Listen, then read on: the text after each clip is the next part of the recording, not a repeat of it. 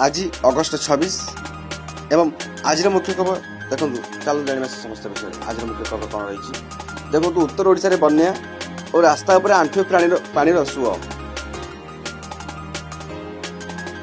बारीपदारे उत्तर ओडिशा अर्थात बारीपदा अंचल उत्तर ओडिशा बारीपदा अंचल में रास्ता उपर आंठु पानी सुओ देखो आप फोटो चित्र एवं फुटेज माध्यम देखिपे जो भाई तार पानी बहु रास्ता उपर बारीपदा लघुचाप लगान वर्षा जो उत्तर ओडिशार प्रमुख नदीगुड़िक जलस्तर बढ़िबार लगी फल तीन जिला बालेश्वर मयूरभंज और भद्रक में बन्या परिस्थिति सृष्टि होती बारीपदार बन्या परिस्थिति सृष्टि होती सहर मध्यस्थ जराली और सराली नदीर जलस्तर बढ़िबार लगी देखो से सहर मध्य दुईटी नदी जाइए जो नाम हूँ जराली और सराली नामक दुईटी नदी जलस्तर बढ़ी जाइए हठात ग्रामवासी और अंचलवासी अंचल पानी पशि जाइए जहाँकि आप छोट चित्र मध्यम देखिपे और रास्ता ऊपर आंठुए पानी उपरे जलस्तर मार चली उभय नदीर तलिया अंचल घर घर पानी पशि जाइए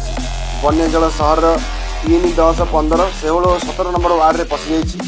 घटनास्थल में तहसिलदार उपजिलापाल और एडीएम पहुंची स्थिति अनुधान कर बारीपदार बन्या स्थिति सेपरी बालेश्वर जिला ब्लॉक दे प्रभावित होता जलगा नदी खुलुची और नदीर उपर मुंडे रासगोविंदपुर मोरडा सुलियापदा चित्रटा आदि अंचल में गतकाल वर्षा लगी रही मथानी में जलगार विपद संकेत 5.5 मीटर थिला बेले आज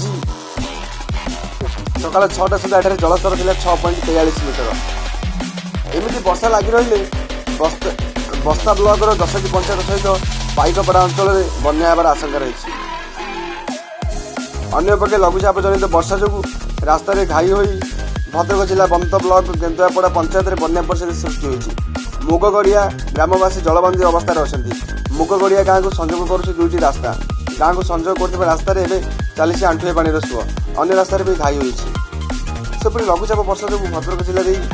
प्रभावित एवं नदीर जलस्तर बढ़ुची नदी बंधर घाई सृष्टि हो रास्ता पर पानी सुओ अवस्था रही ब्लॉक सदर महकुमा और जिला मुख्यालय को जीवार वंचित होती ग्रामवासी गोहिर पदिटार रेलवाई पोल दे प्राय 2.5 फुट उच्चतार जल प्रवाहित होती मोटामोटी भाव देखा बन्या स्थिति बहुत जटिल परिस्थिति गति कर अंचल में देखु अन्य गोटे न्यूज रही धार्य तारीख रहा जेई आउ मेन नीट एग्जाम देखु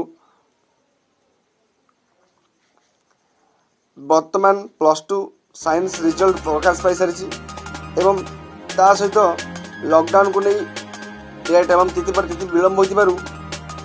नुआ दिल्ली में धार्य तारीख में अनुष्ठित हो नुआ दिल्ली मुताबिक धार्य तारीख अनुष्ठित जेईई मेन और नीट एग्जाम एने प्रेस विज्ञप्ति जरिए सूचना दी national testing agency NTA JEE main September 1 और 6 तारीख और नीट यूजी परीक्षा सेप्टेम्बर 13 तारीख पूर्व ध्यान धार्य होती एनटीए रही सूचना पर पिला मन परीक्षा को नहीं द्वंद्व दूर होती एपटे जेईई मेन लगी परीक्षा आडमिट कार्ड प्रकाश पाई बेले नीट परीक्षा खूब शीघ्र आडमिट कार्ड प्रकाश पाइब एनटीए सूचना देती ओबा परीक्षा लगी 99% छात्र छात्री देथिबा प्रथम सेंटर पसंद पूर्ण कर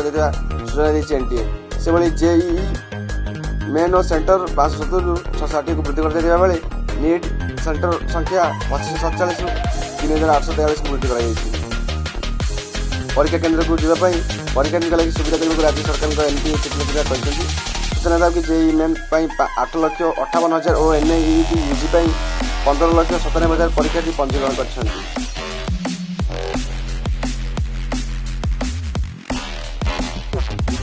कटक भुवनेश्वर परवल बर्षिक ता सहित कफ सिरस निशा कारबार बंधा हेले बाप झील देखो आश्चर्य विषय निशा कारबार बाप झील बंधा हेले कौ भाई रेंज निशा आपण व्यवहार कर ध्यान पाई सुशांत मृत्यु मामला सीबीआई कर साइकोलॉजिकल अटॉप्सी भुवनेश्वर चिन्हट हेले 332 कोरोना आक्रांत 159 लोकाल केस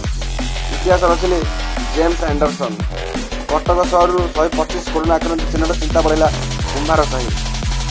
एभली नुआ नुआ वीडियो और अपडेट्स प्रतिदिन पाइबा फॉलो करूँ शिक्षा सागर यूट्यूब चैनल को ता सहित